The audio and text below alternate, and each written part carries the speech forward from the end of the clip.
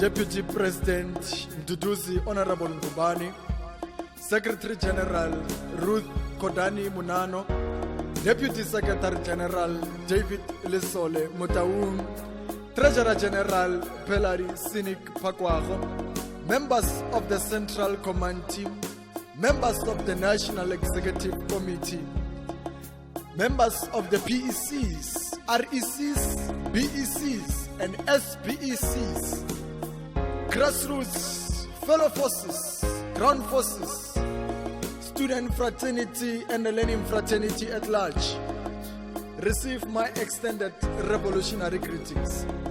It is the great Frantz Fanon who once said to us, out of relative obscurities, each generation must discover its mission. It must be up to them to fulfill it or betray it. We have been given a mission at the Second National Learners Assembly of PSM.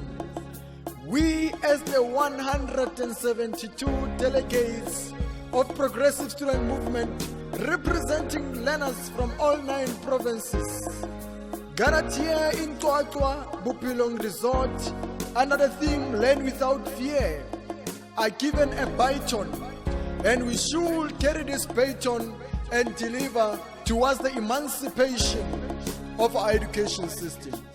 We are given a duty to restore the dignity of a black child, and through this assembly we have and we had to deliberate and resolute on mechanism that we should go back to our respective branches and implement as a way and as a token towards realizing a full emancipation of a black child and emancipation of our education system. Fellow forces, having reflected and deliberated with the inputs from the delegates and our stakeholders, this assembly hereby declares its commitment to the principle, objectives, and directives set out in this declaration. This assembly converges on the eve of the national crisis of an ongoing school violence in this country. This is a time where our schooling environment is infested with a dark cloud of fatal killings and gangsterism. Center to this is being fed with a poor education system, which is resulting to an annual dropout rate of 8.2% and about 74% unemployment trend for those who finish matric without access to tertiary or higher education. This assembly has noted unequivocally that this country cannot reach the highly fancied economic emancipation with the current dysfunctional and broken basic education system, which doesn't equip our learners with any industrial skill or much needed skill that is linked with the job market needs of this country. We give recognition to all organizations, yes, who fought for free education under the banner of Fees Must Fall, which includes our organization PSM. But what is the benefit of free education whilst the education system is still broken and gives birth to the myriad of unemployed graduates? What is the duty and the role of free education whilst the tertiary graduation process is still slow and resulting to overcrowding of institutions, which at a big hinders new students from enrolling into the system? What is the role of free education whereas the system is still colonized? What is the role of free education whereas the education is still inaccessible in most parts of the country?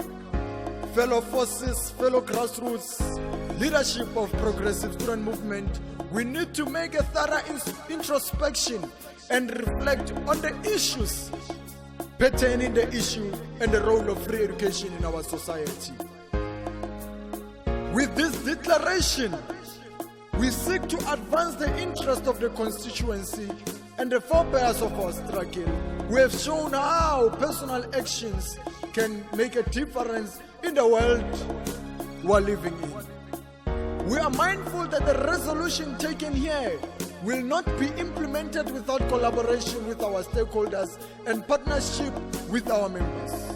We therefore commit that we will mobilize all our members including putting resources behind these resolutions in the new term of office.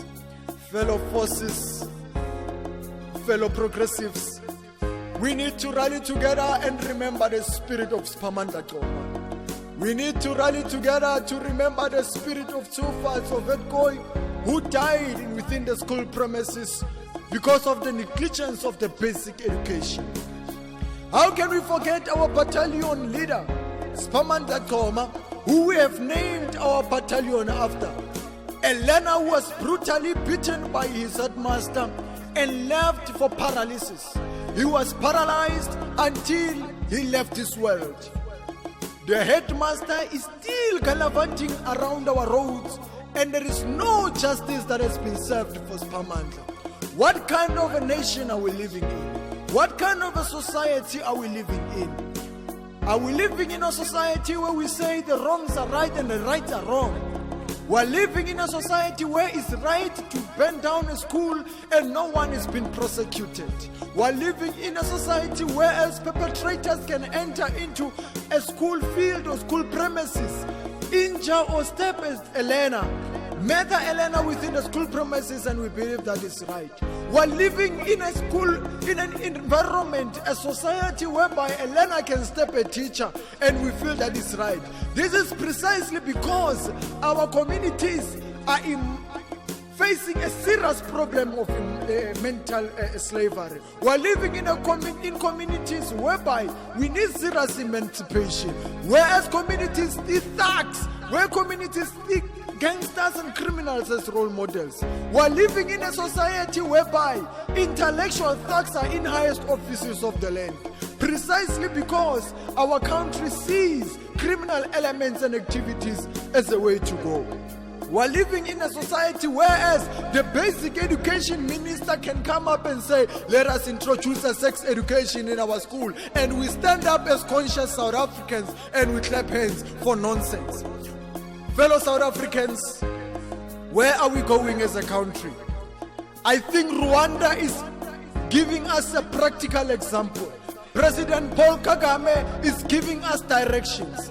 But where are we going as conscious South Africans? Are we taking the practical example of Paul Kagame, or are we still going through the route of slaverism where we subject our learners to being sex perverts by introducing a sexual content education in our schools? Fellow forces, fellow ground forces, and fellow progressives, under the banner of Progressive Student Movement, we need to rise up, seize the moment. Out of this